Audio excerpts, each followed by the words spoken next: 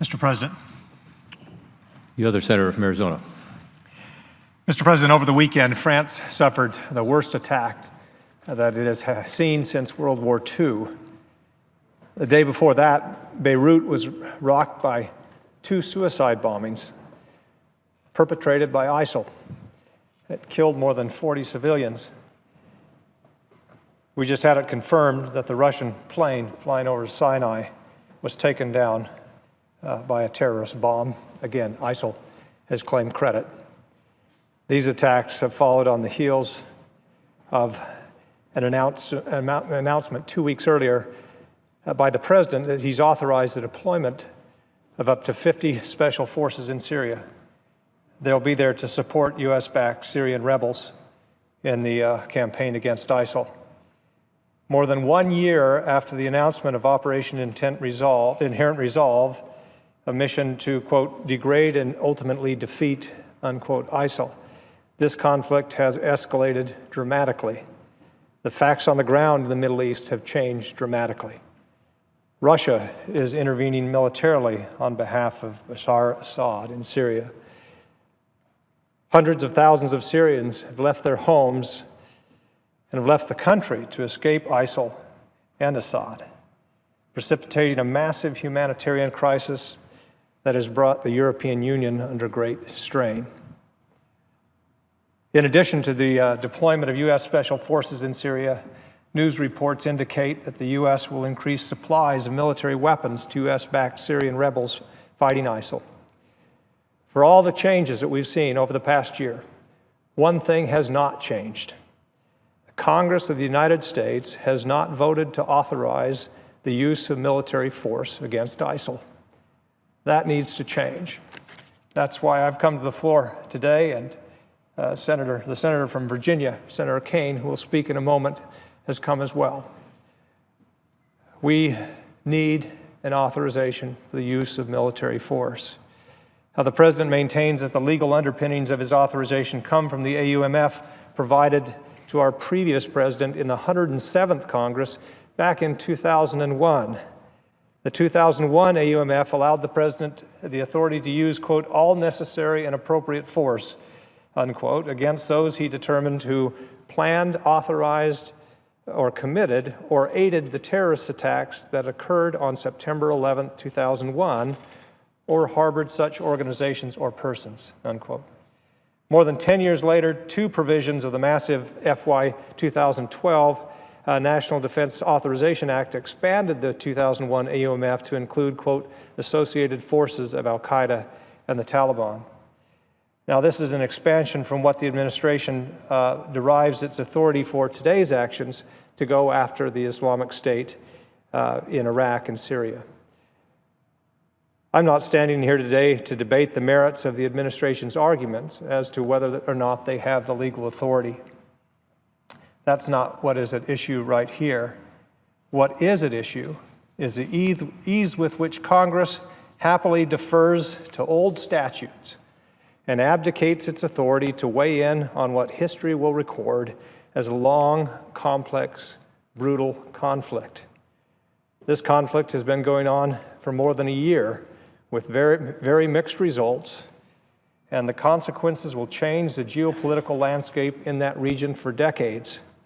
10 American service members have died supporting Operation Inherent Resolve. One of them recently killed in action. 5 others have been wounded. With thousands of service members in support of Operation Inherent Resolve and attacks happening all over the world, the notion that a 14-year-old statute aimed at another enemy is any kind of substitute for congressional authorization is insufficient. Operation Inherent Resolve warrants its own authorization not just because of its size and duration, because Americans are dying in pursuit of it, or because it is directed at an enemy that is a threat to our security. This mission warrants its own authorization because we want it to succeed. We want the world to know that the United States speaks with one voice. Now, nearly a year ago, the Senate Foreign Relations Committee we pressed the administration to come forward with a draft AUMF against ISIL. When it did not do so, the committee proceeded with its own AUMF, which spurred the administration to take action. 2 months after that exercise, the administration sent up its own draft AUMF. That was more than 8 months ago. But efforts to produce an AUMF here in Congress have since stalled. In an effort to break the gridlock, as I mentioned, the senator from Virginia, Mr. Kaine, and myself introduced a resolution that we think represents a good compromise. It may not be perfect. It may represent only a starting point. But we need a starting point here, and we need to move forward. This issue is far too important not to try to get an agreement to move ahead. I would urge my colleagues to consider the importance of this operation against ISIL and the implications to foreign policies for many years ahead. Specifically, the implications to this body, the Congress of the United States and the U.S. Senate, if we're not even willing to weigh in and authorize the use of force here. What does that say to our adversaries? What does that say to our allies?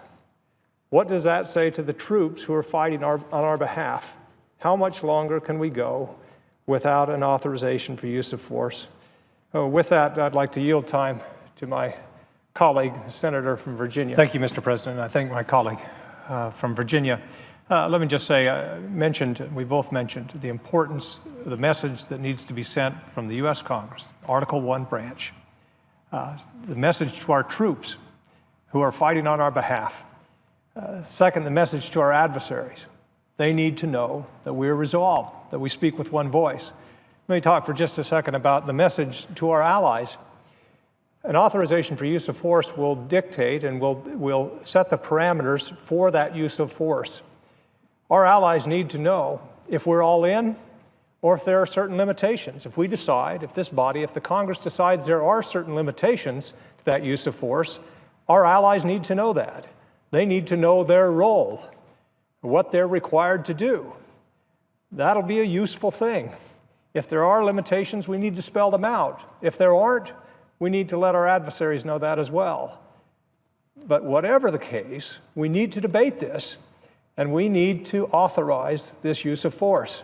We've waited long enough. We've waited, frankly, far too long. We've asked the president for language. The president sent language up. I think that it's lacking in a few areas. I like some parts of it, but it needs to be debated here. And if we've asked the president for that language, then we need to take it up and actually do something with it. It's our responsibility. We are the Article 1 branch. We're the branch that is supposed to declare war. And we need to do that here. So I would, again, invite my colleague from Virginia to close here and thank the president and just say that it's time, it's well past time that we move on this. And hopefully the events of the past couple of weeks, the attacks that happened in Paris, the bombing of a plane, the other suicide bombings that have occurred, our commitment of new resources will convince us all that it's time to act here in Congress. With that, I yield back.